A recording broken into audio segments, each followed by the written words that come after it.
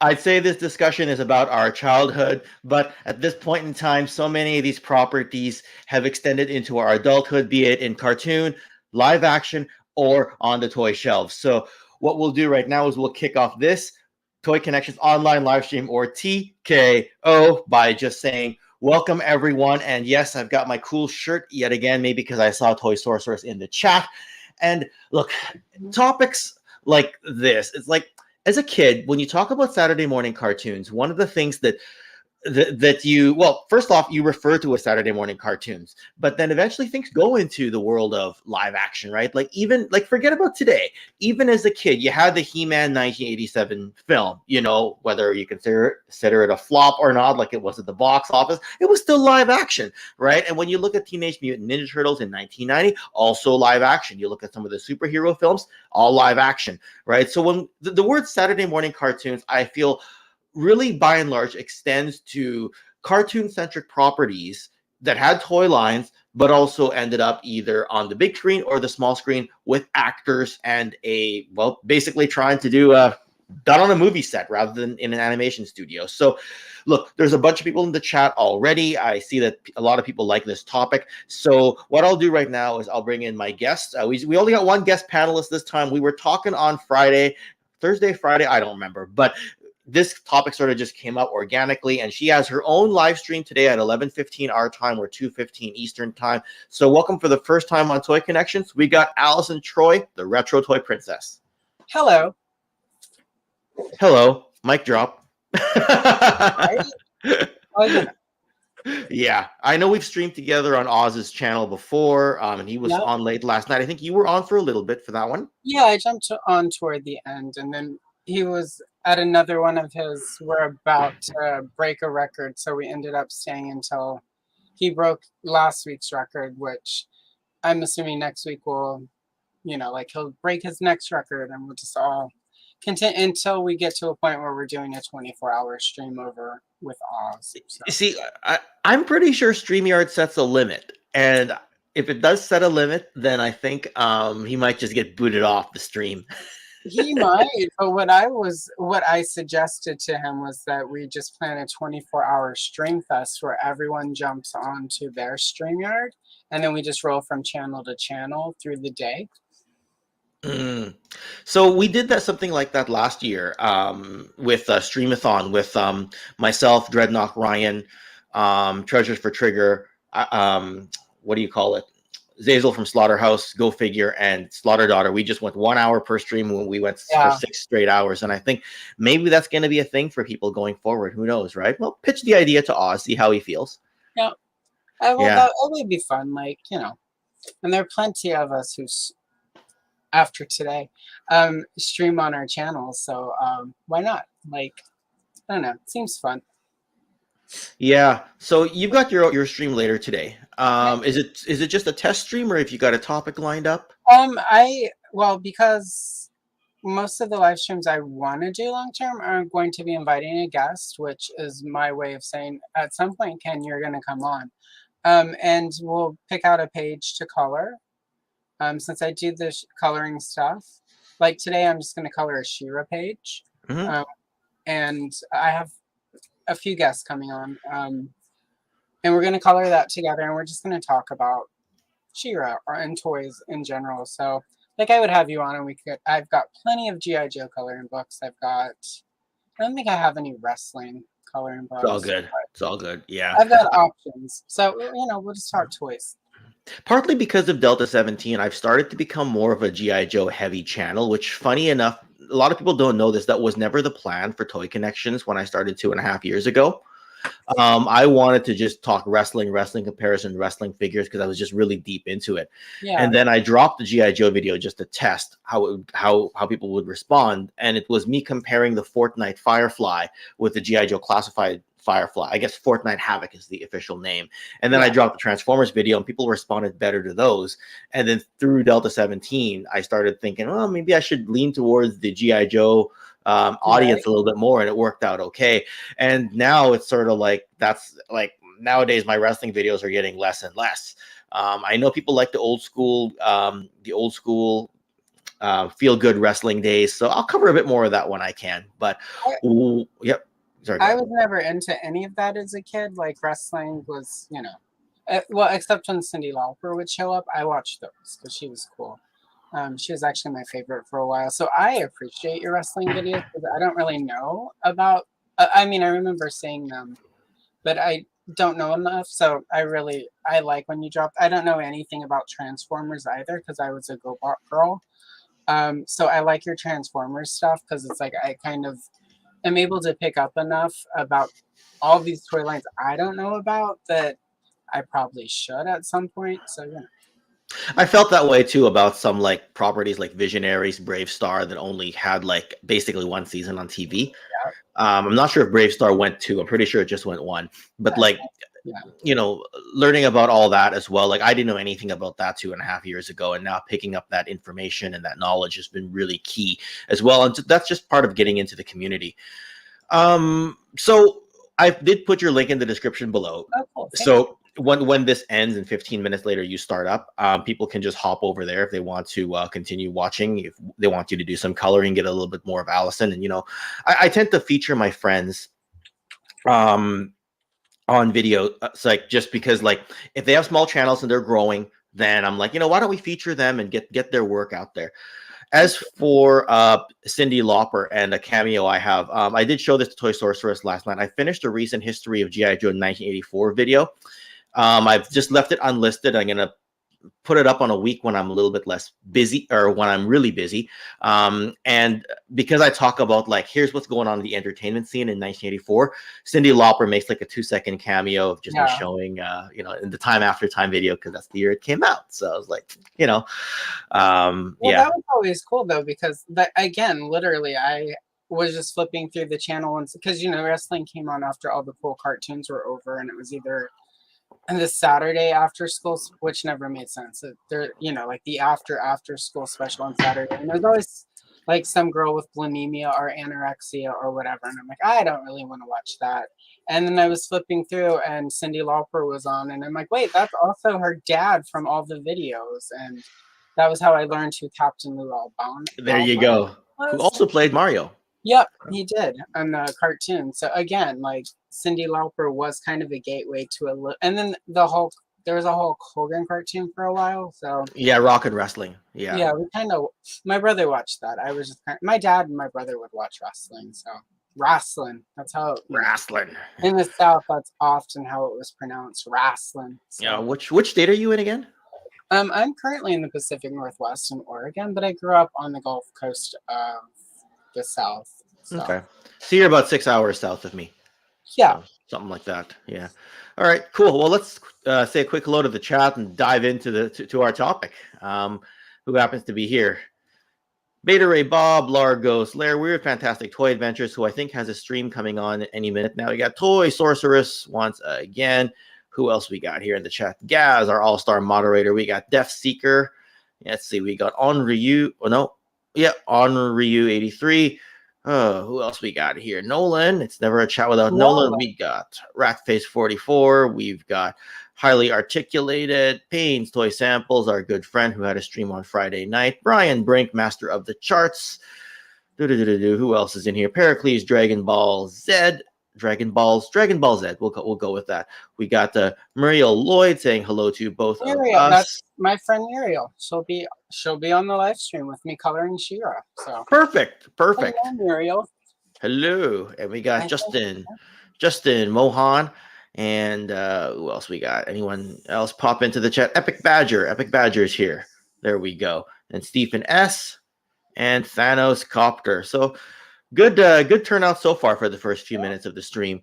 One thing about live streaming, as you start to do it more, see if you notice the same thing as me. Things tend to jump around the 25 to 30 minute mark. All of a sudden, I used to have streams I'd come on and it'd be like nobody watching, and then 25, 30 minutes later, 15 people suddenly pop in, and I'm like, I don't know how the notifications work. Yeah. So yeah. Now, obviously you grew up with a lot of the same properties as me, and of course your interest leaned, like you said, you were more GoBots rather than Transformers as an example. But like I mean, have you got any opening thoughts on live action versus animation? Well, yeah, I mean, especially since you started sort of with He-Man, because that movie was and did break many a hearts back in 1987, mine included, and it was a double because not only was the movie, other than Evil Lynn, pretty much garbage. Well, Skeletor was good, but then when we went to the mall afterwards and hit KB, there were movie toys, but there wasn't a He-Man, there wasn't an Evil Lynn. It was like a double punch to the gut. Not only was the movie not great, but we couldn't even get cool toys from the different costumes. So for a long time, I was very much like it should just always be a cartoon, because it didn't, finger quote, didn't work. But then Teenage Mutant Ninja Turtles did come out, and that movie did, even the parts of it that kind of didn't. I love Judith Hoag, but I know a lot of people don't think she was a great fit for April. But I think Yeah.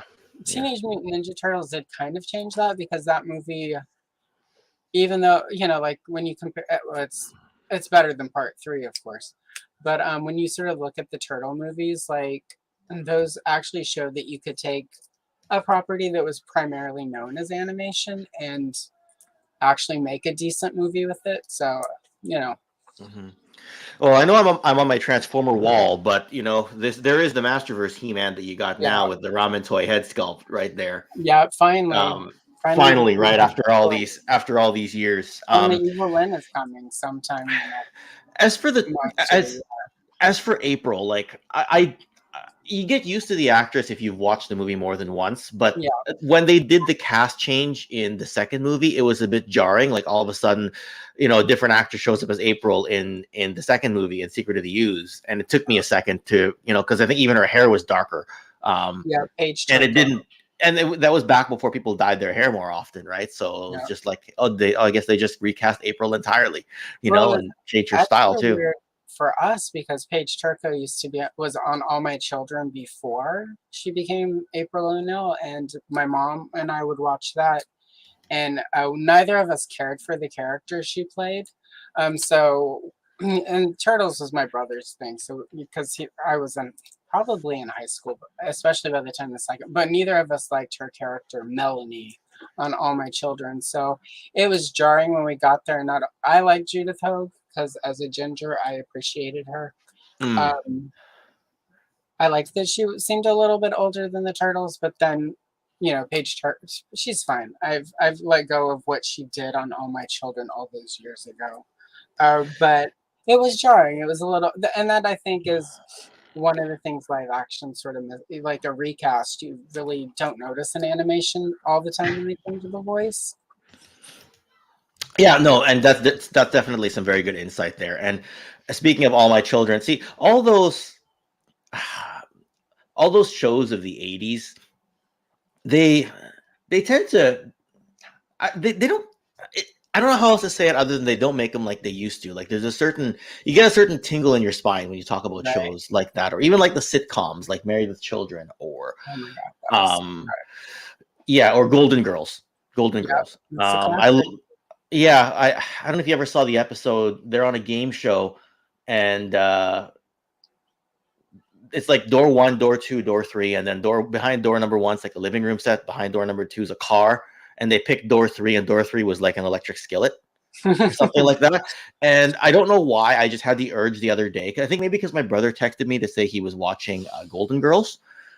And I just looked up what an electric skillet was. And I'm like, these things are actually pretty useful, but they Yeah, just made it like, like you just, because they passed on the car, right. and, because Blanche was crying like crazy when they passed on the car, they made it seem very, Well, yeah. electric skillet is also not. I mean, like that was sort of a that's kind of the thing you would buy like your mother-in-law or whatever for Christmas. Like it's a useful gift, but it wasn't particular. It definitely you could get like way more electric skillets for the same price you would pay for one car. So it was more about like for me that one was always funny to me because it was just like the cheapest thing behind any of those stores. Like at the By time, far. a $30 kitchen appliance, and they passed on a living room set and Yeah, and honestly, I didn't even really understand what it was. Like Yeah, obviously I knew it was a kitchen appliance, but I finally just Googled it for the heck of it the other day. yeah. I guess cat's out of the bag. I've never used an electric skillet. Well, Ken's I mean, yeah. I think most people who like they were really popular. Like I would say among college students. So okay, you fair know, in enough. your dorm, you hook it in. You don't need a stove, and you cook your ramen noodles. Mm, my kid's gonna want ramen later today. Ramen is So ramen is very good. And we got a new channel member, Lily the Toy Sorceress. Thank you for ooh, becoming a toy Toy sorcery. Connections channel member. And yes, channel memberships, I always appreciate when people join. I always make that's the $1 tier for people who just want badges, emojis, Yeah. and their name to show up with a special highlighted color in the chat. And yeah, so well, thank you. Appreciate your support. Wilhelm has joined the chat as well. Anyway, apparently we have a topic today. Yeah. Not and We the do. topic is not electric skillets and What do you think the turtles were using in the sewer? You know, whenever the stove would get sewer dripped into it, like there we go. There we go. See, you see how you quickly pivoted to keep us on topic. I wholeheartedly appreciate that. So, look, I figure one place we could start today, just as an example, right? And we'll just flash these up as examples, just because the series is going on right oh now. wait, And I completely forgot to ask you beforehand whether you've been watching Ahsoka or not. yep, I've been watching Ahsoka. Okay, we can talk Perfect. Star Wars now. Perfect.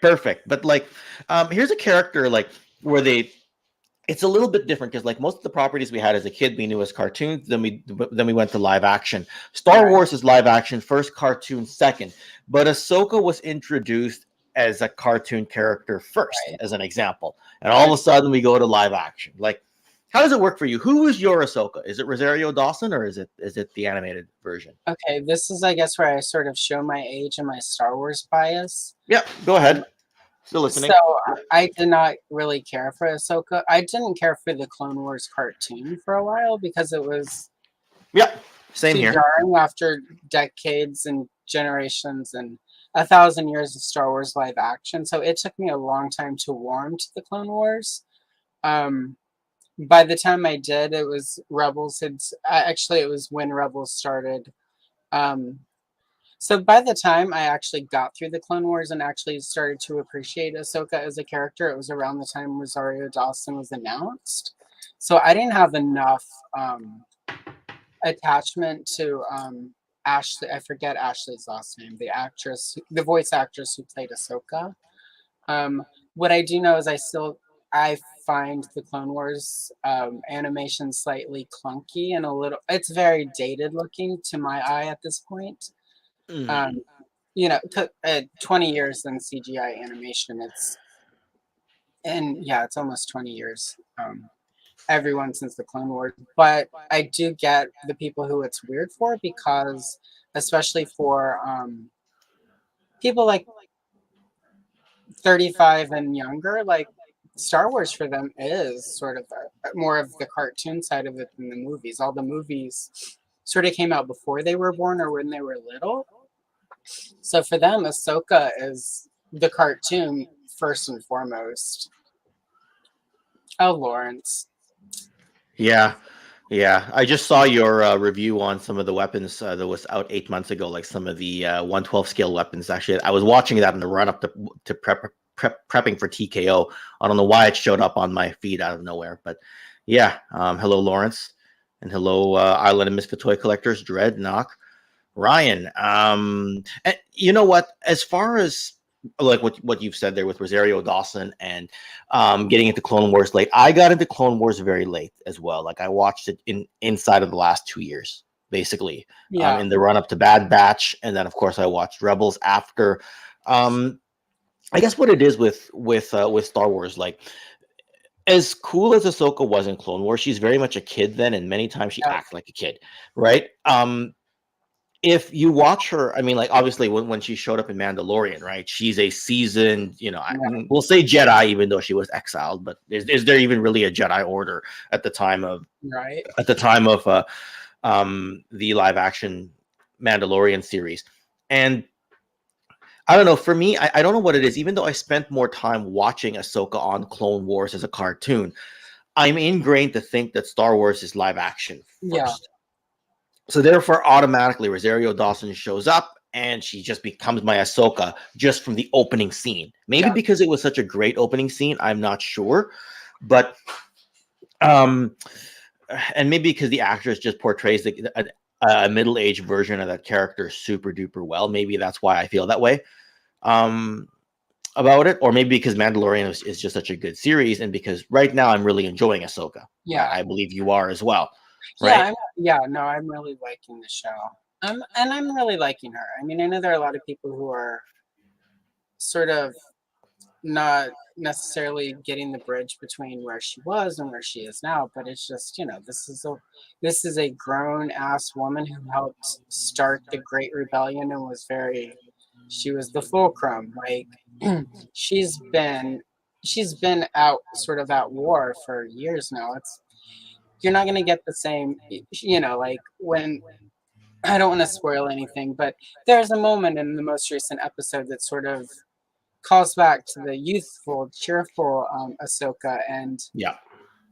I thought she played that really well. I got that glimmer, so I think it's partly the live action versus this is a character in CGI. You have to act, like you have to cartoon voice acting is different than live action acting. It's a little bit more. Oh God, it's a little bit more animated than when you're live action. So I think some of the sort of disconnect is it's a live action Ahsoka where she's gonna Rosario Dawson has to be a little bit more settled than Ashley had to be on the cartoon. Well, Just yes. because you have to convey everything with your voice in a cartoon. You don't have your facial expressions. So I You think leave it to the animator. Yes. yep, Yes. And there's a lot of stuff that you as an artist will pick up that a lot of other people won't. yeah, And just because like, you saying that Clone Wars it's 20 years ago, so it's a bit dated. Like I'll even look at Beast Wars in the 90s, and to me yeah, it doesn't feel dated because I'm not an artist. You know what I mean? yeah, But having said that, obviously I love stories, and yeah, the thing about Clone Wars is it's very episodic, and it's it makes it harder to watch when you're used to like every when every in modern television every line has to matter, every scene has to yeah, matter. There's no wasted scenes. In the early 2000s, it was about meeting that 24 episode count yeah, or whatever it was. I mean, I don't know how many episodes each Clone Wars season was, but for example, an epic since I said 24, the series 24 starring Kiefer Sutherland, it's exactly. a very intense, very tightly written series, but you can tell going back watching for a second time that there are a lot of scenes that are inserted to keep the 24-hour live pace, right? Right. Because Yeah. at some point Jack Bauer's got to go use the bathroom. You don't show that, right? Right. So you show Hopefully another not. scene and it looks like a filler scene, right? Right. So Well, yeah. I mean, and it's just, like Clone Wars hit right before right around the time that, like in the middle of Lost, where it's like TV was changing. It's like, and before, like even shows on HBO before like Sex and the City. I know like most of the audience in chat probably is not familiar with Carrie Bradshaw and the Ladies of New York, I'm but very familiar. even that show like started at the very tail end of the 90s, early 2000s, and that early episodes of that were way more episodic, where it's like, yeah, there was a continuing um storyline through the season, but you would get a random episode here and there throughout the season, um, where not really a lot happened for your overarching story. And I think TV started shifting with like The Sopranos and Lost and The Wire and all of these, Oh God, The sort of all Wire. these event television. I've never watched The Wire. I wear it like a badge because everyone's like, watch The Wire. It's the best show ever. And I'm like, all right, I will never watch it. Thanks for that recommendation. It will never live up to that. I'll just move along. But Oh yeah. Clone Wars sort of hit at the tail, and Clone Wars started very much with George Lucas wanting like a kids programming. So it was set up more like a sort of Saturday morning cartoon, with war, and Yes. the occasional death. But it's George Lucas. But then you can see sort of the shift. And I noticed when I started watching it, the shift for me happens around season 3 with the Clone Wars, where it becomes less episodic and there's a much clearer through line of the story. And I think, and like as after you mentioned this, and I agreed to come on, I've sort of thought about it, and I think one of the reasons for me often an animated cartoon doesn't like He-Man, for instance, like you've got 2 hours to tell a really concise story, but it's also sprawling compared to a 24-minute filmation cartoon, sometimes 21 minutes depending on local advertisers or whatever. And it's a much different thing. So I think sometimes when it's the live action version doesn't translate for us, it's more that we're so used to that 24-minute, 1 hour, whatever it is, the format of that thing in animation, or even as a live action movie that becomes a cartoon, like the real Ghostbusters is a good example, where There it's you like go. that translated really well, but then for the second movie they were trying too much to be tonally consistent with the cartoon, it felt like. So the movie kind of, I mean, I'm sorry to any fans of Ghostbusters too, but that movie is tedious and difficult to sit through. But I You think mean a lot the 84 film? of no, the second one. Oh, The yeah. secret, it's not The Secret of the Ooze, but it's the one with all the slime.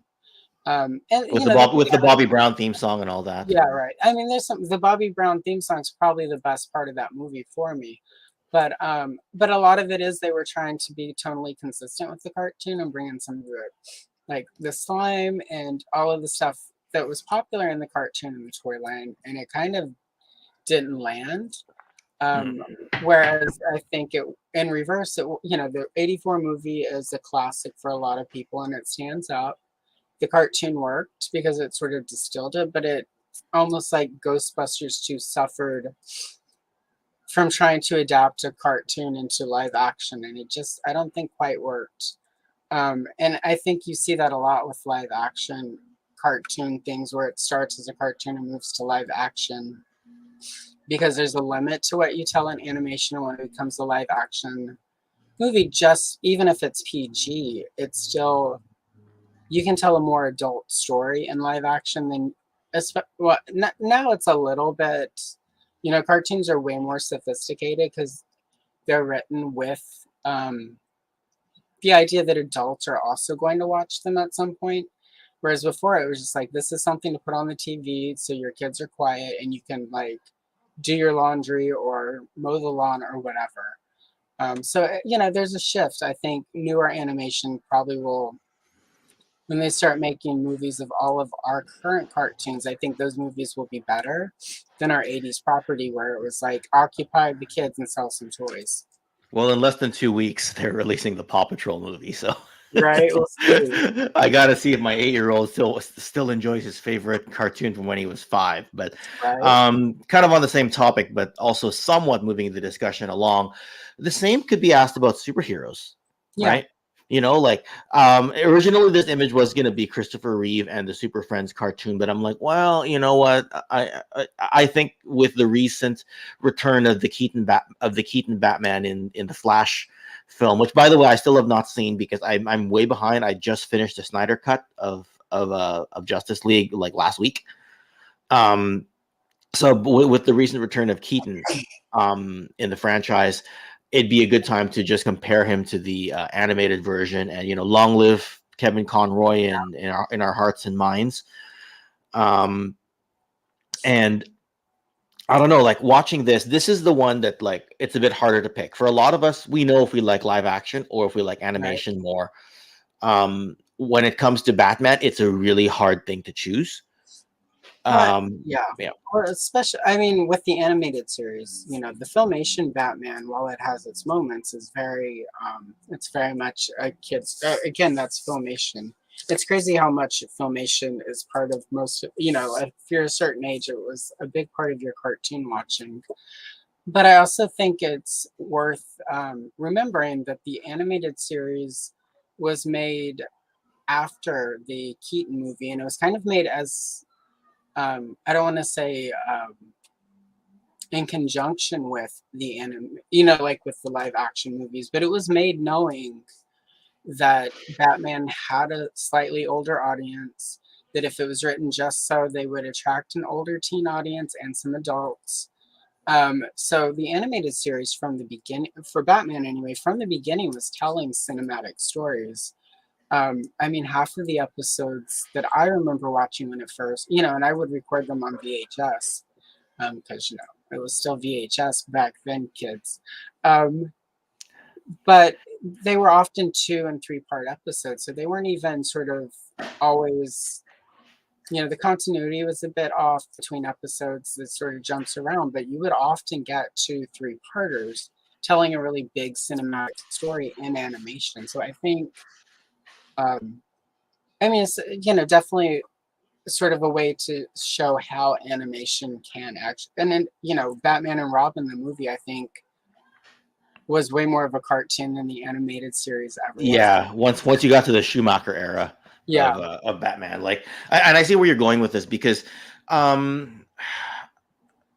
believe, and no, everyone's already said it, so I don't believe it. I know it, but in '86, when The Dark Knight Returns came out as a comic series, right? That kind of took us out of the Adam West campy era, and then the Keaton Batman followed a couple years after that. Yeah. And then you got Batman Returns, and I think that was around the time that Batman the Animated Series started. So, I've always kind of grown up knowing Batman as kind of a darker hero. So when I would watch the reruns of the Adam West Batman, I didn't really understand what I was watching. I'm like, why is this so silly, right?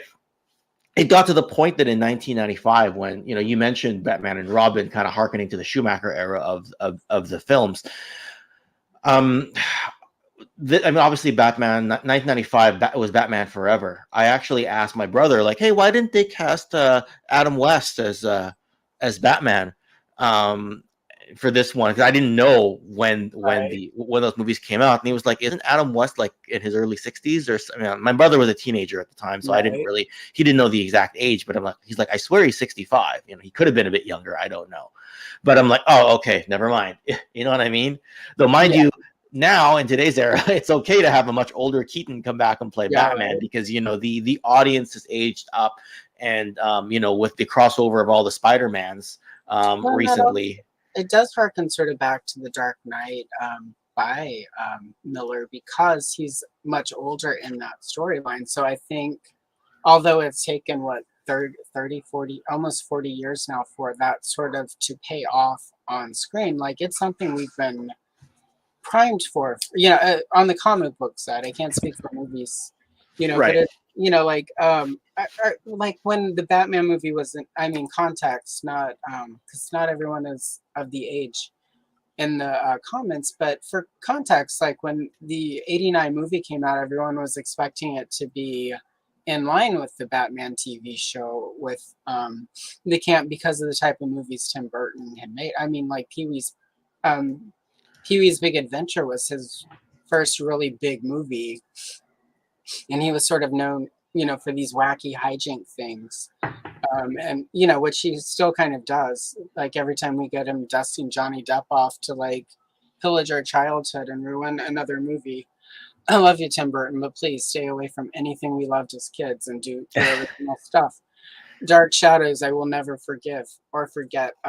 But there was that expectation it was going to be camp, and he actually leaned more into sort of the darker Batman stuff, that because Batman '89 is a pretty dark movie, and it really felt like he looked at the Miller stuff as well as all the stuff Denny O'Neil and Neil Adams was doing in the '70s with Batman, when they sort of started the rehabilitation of Batman from his campier side, where it's like, Robin sort of grows up, and there are tales of Batman off doing Batman adventures that are dark, pretty dark and gritty for the '70s.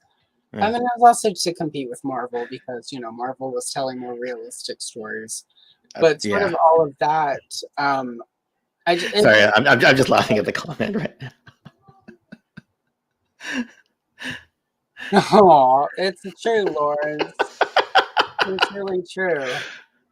Yeah, Anyway, sorry, I got but yeah, distracted. so I don't know. Like, but there was a lot of, you know, I don't want to call it fervor. There was a lot of sort of chatter and a lot of um expectation that the movie was going to be garbage because it was going to be campy instead of um, sort of the darker Batman audiences were, comic book audiences anyway, had grown accustomed to and were really enjoying. I think Batman's gotten too dark in recent years, but there was this nice, in my opinion, this really nice sweet spot for Batman from like 1970-ish to like around 95, right before they broke it. I mean, the story where they break his back is great, but Oh, that's sort of, Nightfall, yeah. yeah, after Nightfall, everything got too dark, too gritty, too Jokerized.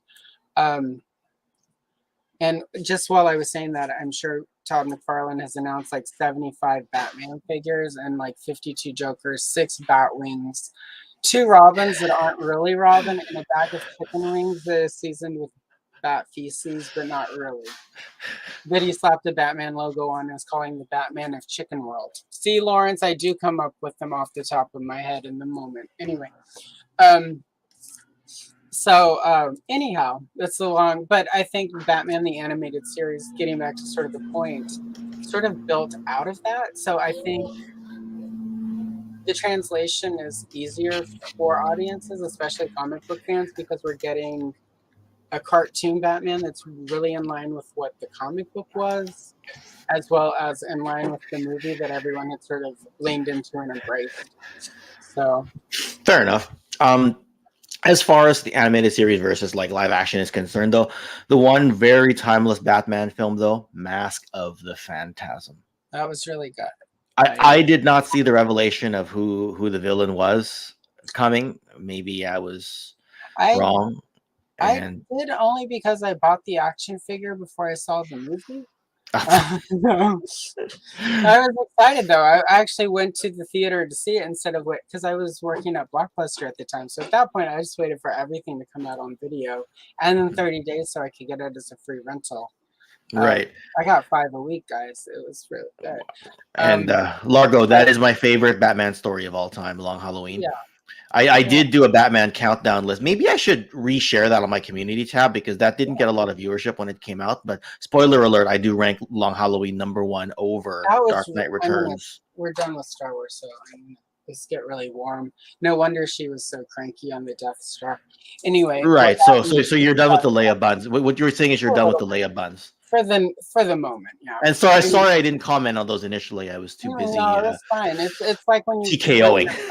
It's like when you bring your belt in. It's more funny when nobody else really comments on it. So fair enough. Right. And this is an interesting comment here. I didn't know back then that nobody wanted Keaton, who was more of a comedy actor, because the same thing kind of happened. Like especially even more after like Clooney. Right, like a lot of people didn't really think Heath Ledger could be Joker, and then they didn't think Ben Affleck could be Batman, and then by the time Pattinson came along, Ben Affleck can't be Batman, but that's another story for a different episode. Okay, fair enough. I enjoyed him in the recent Snyder Cut Justice League, but I will say as well, like Pattinson, I think people had learned by then that don't doubt the actor anymore, even though a lot of us will always see him as Edward Cullen first. Right.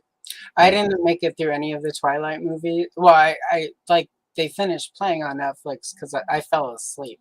But so I didn't have that. I enjoyed him as Batman, but I got why people were not into it. So I need to watch this film. I've read the comic of Under the Red Hood because it's the whole Return of Jason Todd thing, right? That's no longer a spoiler.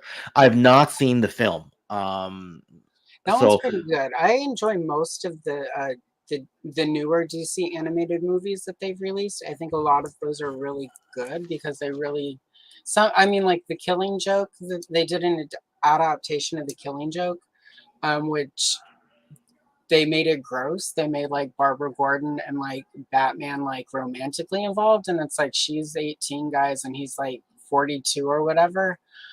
He's her mentor. That's kind of gross. Let's not go there. But otherwise, it was a pretty good adaptation of The Killing Joke. Yeah, But I'm actually gonna check Crave for some of the Batman. Like, sorry, Crave is what do you call it? Is our HBO up here? I'm like, I just gotta. I'm like edgy right now, trying to see if some of the Batman animated stuff is on here. watch. I don't think I've Ooh, seen a DC animated movie Batman on that I have not enjoyed. Yeah, Even it's not on with, HBO. Damn it! All the live action ones are on here, but none of the animated ones. that's too Damn bad. it. I That's too think bad because I have seen obviously most of the or a bunch of the animated series. I've seen Batman Beyond, which is mentioned here. I've seen the Justice League cartoon from the early 2000s, which is another reason why I love Batman.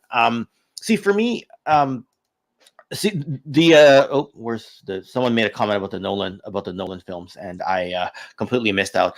For me, I got into Batman largely around the time of the breaking of his back. yeah, Even though obviously the Burton movies were around before that, and around 2005, Batman Begins really set the tone for me. And in 2007, I moved from a job that I was working 80 hours a week to a job that I started working closer to 40 hours a week. And then I was in town again, like I wasn't out of town working all the time. So I was able to go to my local comic shops like weekly, sometimes twice a week. And what did I do? Like, I was like, where do I start? They're like, well, here's Batman Year One. Here's Dark Knight Returns.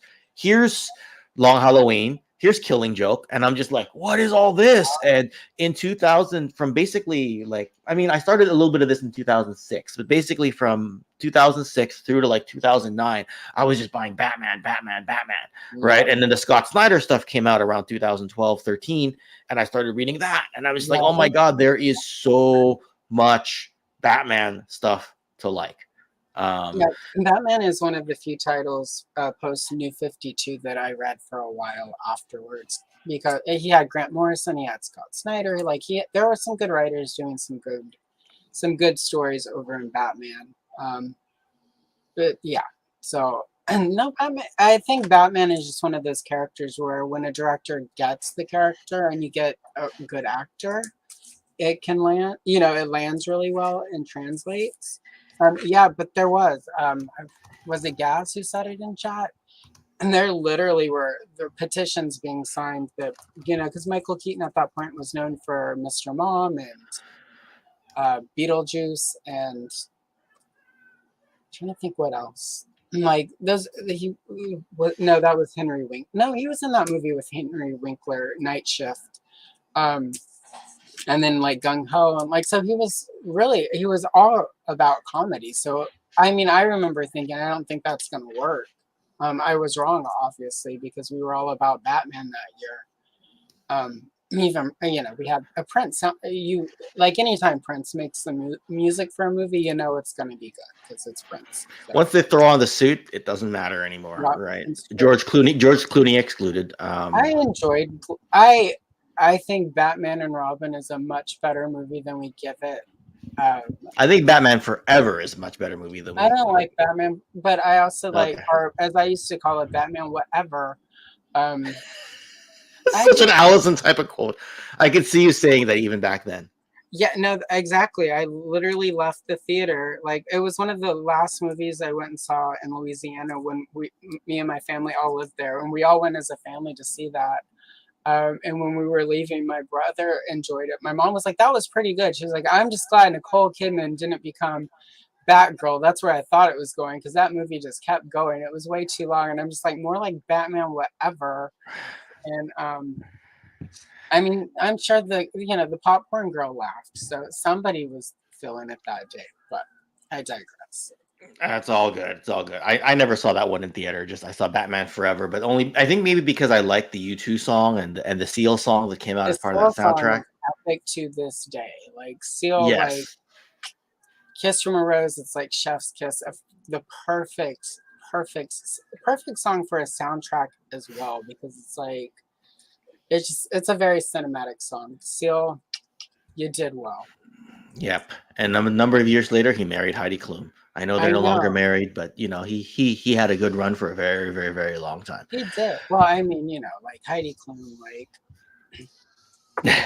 she's like, she's like the night. She comes and she goes as she pleases, and then Fair she enough. shows up and tells you that you need to stop sewing clothes because you're not doing a very good job of it. And then you're just like, yeah, you're right, Heidi Klum. I'm gonna go work as a barista somewhere. I see a lot of potential spin-off topics right from what we're talking Yeah, about right. here. Yeah, Like if everyone will talk about people whose soul Heidi Klum has crushed. I'm here for it.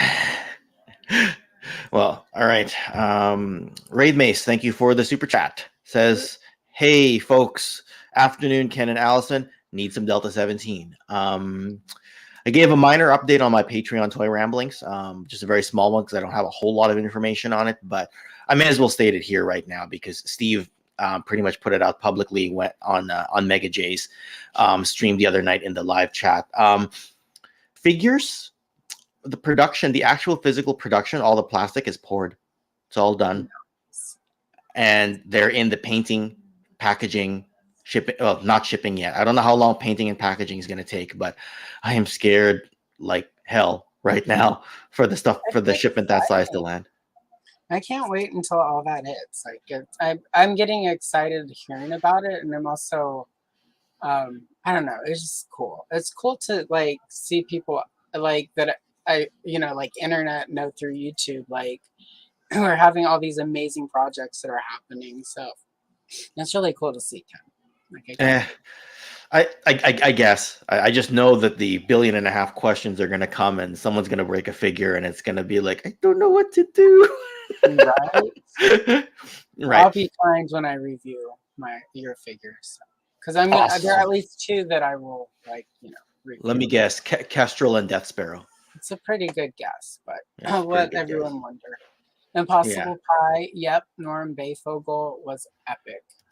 Yeah, Batman's had so many great artists. Like it almost feels unfair to the topic to sort of mix Batman into it because he's. I was gonna say this could be its own topic. Batman is just he's had some. I mean, even like the worst Batman movie, Batman Forever, whatever. Even that one is still enjoyable and rewatchable. And I mean, like when you say it, when I say it's like my least favorite, that's still not like it's not. There's not really a bad Batman movie. They're just Batman movies you don't enjoy. I don't, I get why people like all of the Batman Begins, Dark Knight, all of I get why people like those. I don't enjoy those because they're so dark and gritty. It's also hard to watch Heath Ledger in anything, even 10 Things I Hate About You. It's really hard to watch Heath Ledger now because of how tragic that was when he passed. And that was just something in my throat. I wasn't about to choke up over Heath Ledger. That's not what's going to happen. Allison will never cry on the internet. It's okay. But anyway, but even those which were really dark and actually kind of disturbing a little bit when you really sort of those stories get down, even those are good. They're watchable. The Adam West stuff doesn't, depending on your mood, it's not going to land. But if you're in the right mood, that stuff is and Eartha Kitt as Catwoman always sit and watch Eartha Kitt. I'll sit and watch Eartha Kitt do anything because she was always an iconic person. So anyway. Well, I'm with Silver Key on this one. I like the Nolan Baps. I'm not sure what it is, but that's to me is my trilogy. I 100% get why people love them. It just didn't land for me the same, and in retrospect, it's hard to watch. So for the emotional side, not it's badly written. And if Ben Affleck had gotten a Batman movie, I probably would feel much more. What is the word I'm looking for? I would be I wouldn't be kinder to Ben. It's still Ben Affleck. I would be much more forgiving of him as Batman. Yeah, that's who I would. Fair enough. Yeah, and I sat through that movie he did with Jennifer Lopez. There is no forgiveness, Ben Affleck. And not unpopular at all. Christian Bale. I prefer Bale over Keaton. And Yeah, no, I get Christian Bell is definitely better in the role. Michael Yeah. Keaton is good. Like Michael Keaton's Batman is nostalgic. Um, and 15 years ago, there was not the love for the Keaton Batman that there is in the modern day, and it's just because everyone who that was at the right age when Batman '89 came out, they're now in that they're now in their nostalgia phase. So Yeah, that's the sweet spot age. And thanks for joining us. I know it's 3:30 in the morning in Australia, Zazel, oh but my glad you goodness. could. He's either up late or up early. I'm not sure which one it is, but I will. I will let him speak for himself on that particular front. Yeah, you're right. This is almost a little bit unfair because like we could go on and on about Batman. Like I thought we were Yeah. gonna get stuck on the Star Wars topic, and I'm like, let's move on. It And then sounds we like just we're both pretty close in age, so I think we're both yeah, both landed in the same place. I bet if we got, for instance, Silver K had been, well, I don't know, Silver K. I think Kayla is new to Star Wars stuff, and if I'm incorrect, Kayla, you will let me know. I know, but I feel like she's newer to a lot of the Star Wars properties, so I don't know if it would. But there are probably 5 to 10 people in chat right now who are at that perfect age for the Clone Wars that it is harder for them to see yeah, I Ahsoka. think I was in university when the Clone Wars came out. And it was just like got stuck in my studies, and I was just like unable to like properly embrace it. As for good writing, that's what the and nice knowing you, Dreadnought Ryan. Aw. Just joking. I know. So that's what I wanted to comment on when it comes to writing, because we are talking a bit about Yeah, animation versus live action. Anyone who tells you that The Wire is the greatest TV series known to man, here's the thing. It was the reason why they say that. Maybe you've heard this, is because it was so underrated during its run. It was kind of in the shadow of what The Sopranos was. If you right. look at it, it's brilliantly written. If somebody wants to say it's the best story told or it's the best writing, very well paced for an early 2000s show where HBO was just trying to tighten up production as opposed to meet a network's 24 episode schedule or Yeah, 22 episodes or whatever like Lost was doing. Because let's face it, as much as Ralph from the Geek Dad Life Discord, we love you, but Lost really meandered a lot, and lost its pace. Lost oh yeah, its no, pace. You see what I did anyway? yeah, no, I was there with you. So The Wire was one of those first series that did not waste scenes, waste lines, didn't seem like it was trying to meet a certain production schedule. But I don't consider it the greatest series of all time. Having Okay, said that, I recommend it because yeah, it's so brilliantly written, right? Something that has a better case for best series of all time, I think, is something like this about Breaking Bad. and that's pretty Yeah, and I good. think I've lost a few friends on this stream. First Dreadnought Ryan, now Silver K is going to abandon me as well. Okay, So so I didn't watch live Lost when it was like happening. I watched an episode or two, but I was sort of bouncing around, you know, and being a little wild. So there wasn't a lot of television. And it was right before DVD just hit. But I also so hit this point where I didn't watch stuff until it was done and everything was on DVD, so I could binge watch it. And yeah. Lost, I mean, you can tell when the writer's strike was for Lost because the momentum sort of for me, like in the rewatch, died there, and it took a while for it to get going again. So I get, Yes. that writer's strike killed a lot of good shows. So Lost, the first season is absolutely mind-blowingly epic, Yeah, if you ask me. Then I start to lose it a little bit after, right? And Hans Chow is a man after my own heart. It is not the best series of all time. Game of Thrones is there. I said it. And I always hesitate now to say, if people ask me what's your favorite series of all time, I will always say Game of Thrones. But because they tried to end it too quickly, yep, right? It went from like me being able to like say, I'll fight anyone on the streets, and I'm not a fighter, right? To say, I'll fight anyone on the streets who doesn't say Game of Thrones is the greatest of all time, to suddenly, oh, it's back in the debatable category. And yeah. so, but to me, I still rank it number one. Game of Thrones is a good argument for not adapting a series until it's actually finished being written, because despite the writing skills of the staff on Game of Thrones, the last 2 seasons suffered from, oh, we don't know where this is going, let's make up our, like it's essentially fan fiction, and that's fine. I know there are people who love it, but for me, like, I can tell where And that to this show date, those stopped. books are still not done. So, you Yeah, know, no, 'cause- yeah, George R. Martin. I think I got all the R's. He's doing pretty much everything but writing, and I feel for him because writer's block is the worst. That's why when you get writer's block, you just jump on YouTube and make videos, George, like the rest of us. so that's what happened. Like writer's block is real. Yep. When we were trying to write the first Delta 17 comic, it's a comic. It's not even like to the extent of what a series would. Well, it will be a series eventually, like in terms of a comic. When I would get writer's block with Steve, I would really get writer's block. You know what I mean? Like be like, oh my god, I don't know what to do, right? And he laid down most of the story, so it made it easier. But there were times in the middle where we were like, what do we do? Yeah, right? Gazz. Yeah, see, for me, Gazz, the greatest series of all times, which is and it's just the first season because season 2. But Twin Peaks is, in my opinion, because that's the show that sort of birthed. Like without Twin Peaks, there would have been no Lost, because that's the show that sort of started the whole concept of like a mystery box and like more smart writing in TV. Because before TV was kind of, I mean, like we all love our A-Teams and Charlie's Angels and all of our great sitcoms, but when we, again, they had to do like what 20, like getting 24 to 26 episodes for a season was an achievement back in the day. And there were some shows who had 24 to 26 seasons that when I rewatch them now, I'm like, if this had been, 12 to 15 episodes, this would have been a great season.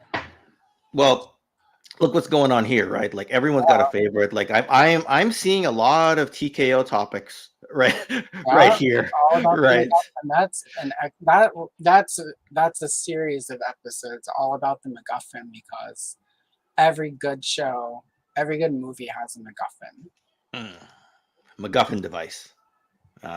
Gazz, yep, the original Night Stalker from the 70s. I have not seen the attempt to remake it. Fair enough. Yeah. Well, goodness, we've gone off topic, and I'm super happy about it. I have absolutely no shame at all on going off topic at this point in time. But like, look, as far as animation and live action goes, I have been asked by people before about Transformers because I'm a bit of a Transformers nut, and for me, it feels like it went in a very different direction, right? Like I'd forgotten this. But I watched Rise of the Beast a couple months ago with my son, and I'd forgotten just how much more temperamental the live action Optimus is. Yeah. Compared to the G1 Optimus, and they're both voiced by Peter Cullen. Okay. But like the Optimus I found from the animation was like the father figure, whereas in live action he's more like a chosen soldier sort of, and he has to kind of like get into his role. He's not confident in the first film, and he loses his temper more at his soldiers.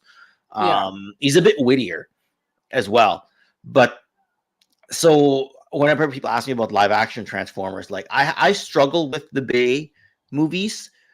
But there are some good gems in there, like the Bumblebee movie. So I know someone's going to ask about it a little bit later on. I watched like I didn't watch any of the other ones after the first one. For me,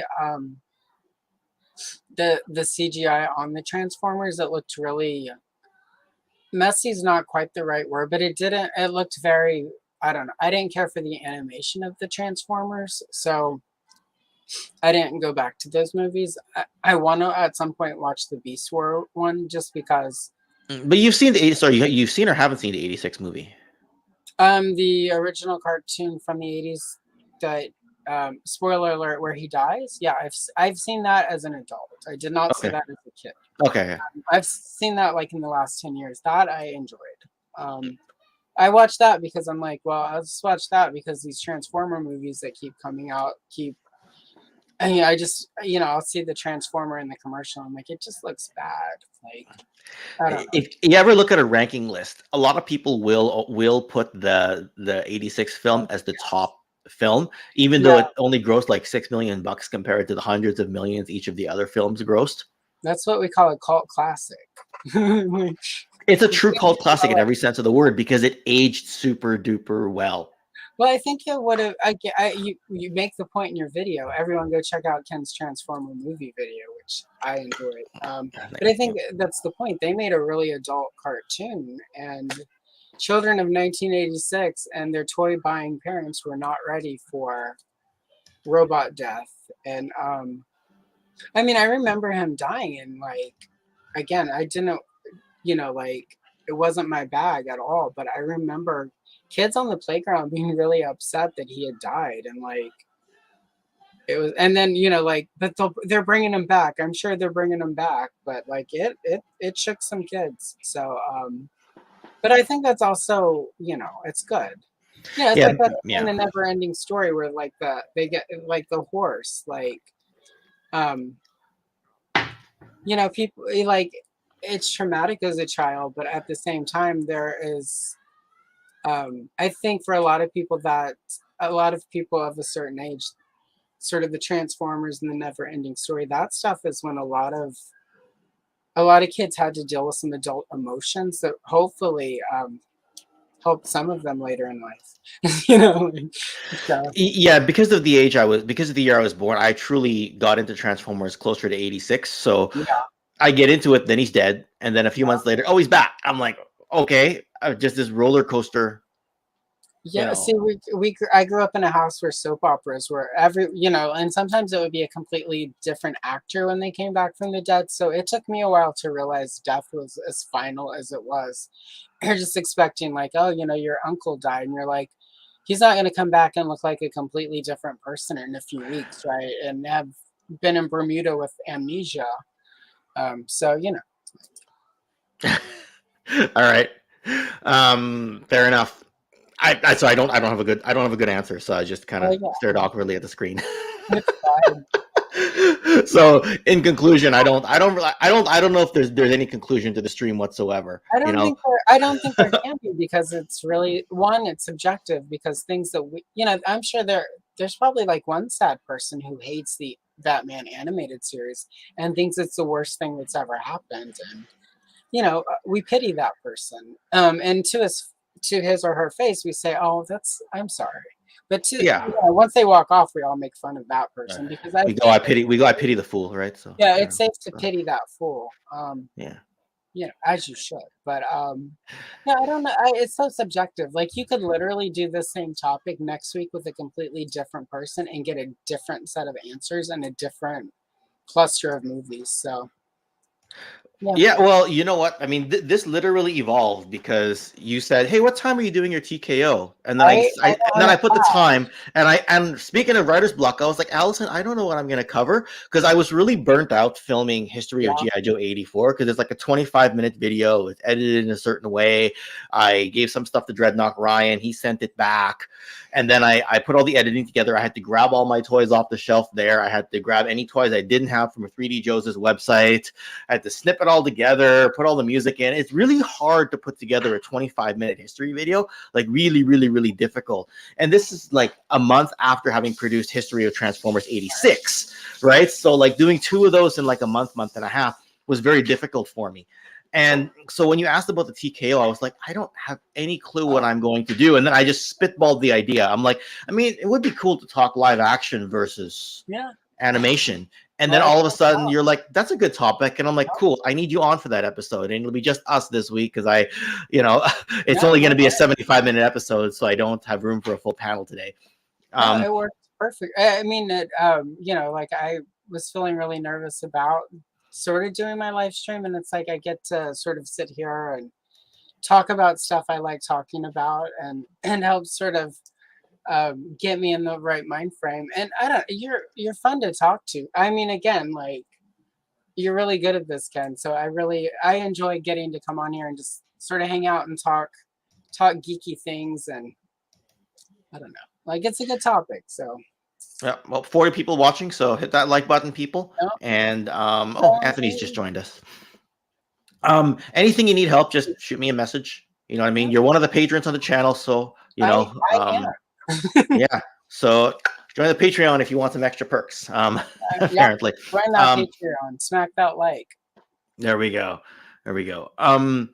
Yeah, I mean, the one thing that I will say though is sometimes even if the movies or the cartoon series hasn't aired, but you watch it on a rerun later, like I did see the original Superman movies like on VHS, like for Superman 3 and 4. I got to see Yeah, those on VHS shortly after, but I didn't get fully immersed into it. And then in the early 90s he died, right? yeah, I think was I 10 or was I 11 when he died? And then what do you call it? Because I wanted to watch something Superman related, so I just started renting the 4 Superman movies every yeah. single week and just watching.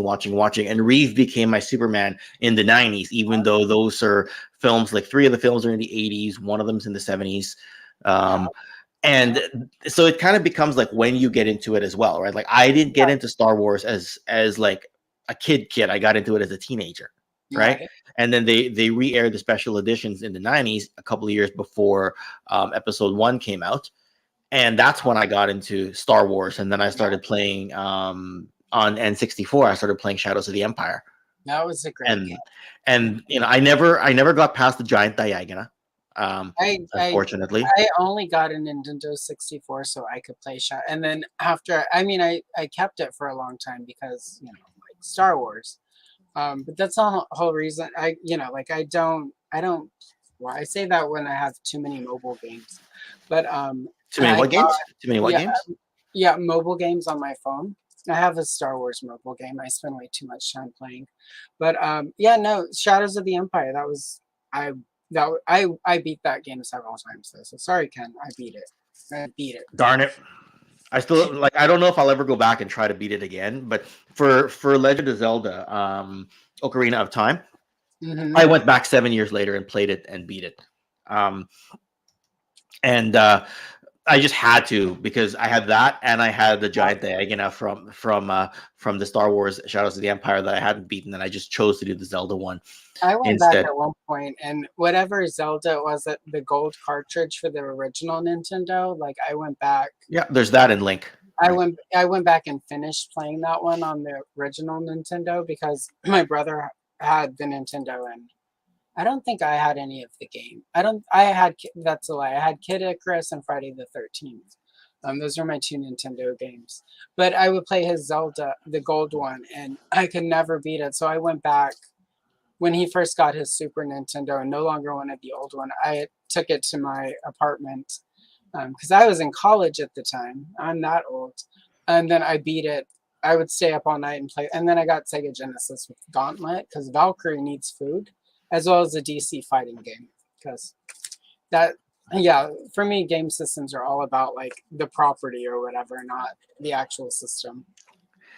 Yeah, my fighting game was well, it was, like everyone else, it was Street Fighter. Had a bit of a Mortal Kombat phase, then it went into Killer Instinct and circled back to Street Fighter for the Marvel versus Capcom stuff. So The closest I came to Street Fighter was stealing my brother's Chun-Li figure from his GI Joes because they did that. oh, I borrowed her, and she lived on the shelf next to my Michelle Pfeiffer Catwoman and Kenner Wonder Woman and a couple Princess Leia figures for a while. I don't know what happened to her though. She I probably do made a lot like of that. money. I do like that you're championing all the female, like Yeah. strong female type of figures. So who is your Marvel female then of choice? Well, Marvel. Now that we can talk about it after therapy, it's Phoenix, Dark Phoenix, Jean. It's a little strange little redheaded kid. I really, and my dad would bring. He worked at 7-Eleven. Works his way through college doing the overnight at 7-Eleven, and he would bring home comics. And so I was reading the Dark. Well, it wasn't the Dark Phoenix. They didn't call it that. It was just X-Men. But yeah, he would bring those home, and I would read them in the morning before I would go to kindergarten. Um, and I don't think he wasn't really reading. He just knew that I liked he would bring me Wonder Woman. Supergirl was in Superman family at the time, so I would get like those and Star Wars and X-Men, and he just would bring them. And I don't think he realized that Jean Grey had died, that they had killed Phoenix. Spoiler alert, she dies. She Um, dies like 4 times, but anyway. this was the first, well, it's technically the second time because she was killed and then reborn as Phoenix. But then she became Dark Phoenix and they killed her. And I read that right before kindergarten, right before I was And I was just like, oh wow, she's dead.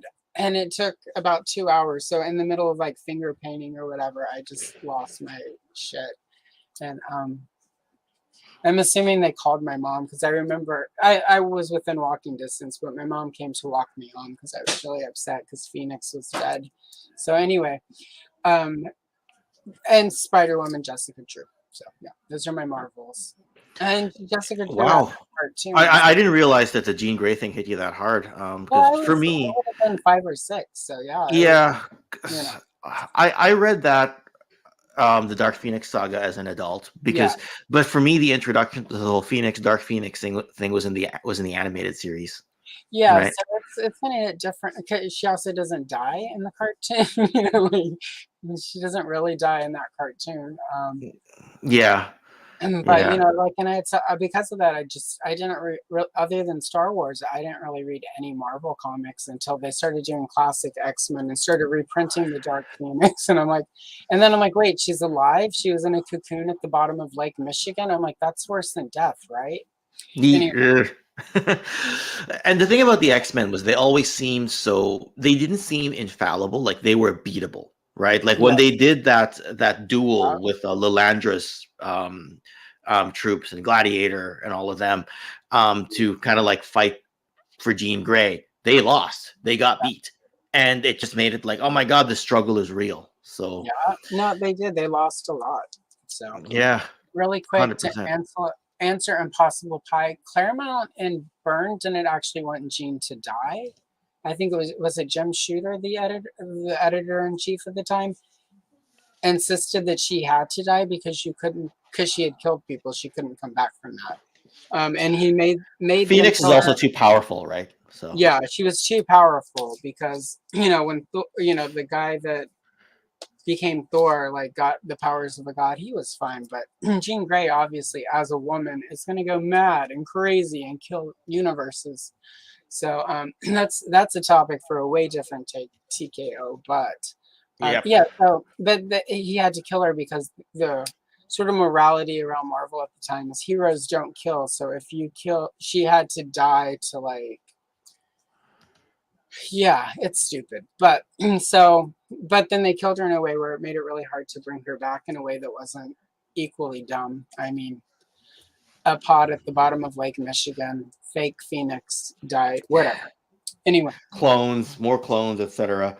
All right, so Hans why don't Chow. Oh yeah, that's a good quick question. Both. Jean Grey should have everything and everyone she wants. there we go. Emery. That's a great straight answer, Right. right? Like right to the point is what I mean. Yep. Yeah. So anyway, before we wrap up here, because I know you have to do your stream in just over 15 minutes time. So everyone, I am in Victoria next weekend, just for the Ultimate Hobby and Toy Fair show. But I do have a live, sorry, not a live. I still have a TKO that's pre-recorded. Me, Gazz, and actually Anthony Romo, who was in the chat earlier. The three of us did a TKO. I was supposed to air on Joe Fest weekend. I crossed the border, forgot to set the premiere, and completely forgot. And it's going to go up this next weekend instead, next Sunday. So you won't be without a TKO if that matters to you. I'll just say that. Some of us can. Awesome. It'll be about an hour long. I might premiere just a little bit later because it's a bit shorter. But we'll see how I feel when I wake up that morning and decide to set the premiere. But Allison, thank you for being on. Everyone, her channel link is in the description below if you want to hit that subscribe button. But anyway, sorry, what, Gaz? Oh, I think he must have misheard. The TKO that we did a few months ago, last April, I forgot to air it on Joe Fest weekend. Oh. That's what I'm saying, Gaz. I'm not saying you're on TKO next week and I didn't tell you. You, me, and Anthony Romo pre-recorded one, and I forgot to air it. So it airs next week instead. It was because it's the next time I'm out of town and can't do one of these. Anyway, all right. Take care, everybody, and we'll see you when we see you. And look forward to. In addition to the TKO, there will be a pre-recorded. There will be a pre-produced upload from Toy Connections later this week as well. So take care. Thanks everyone for joining in for this stream. Have a good one. Thanks, Kim. Bye.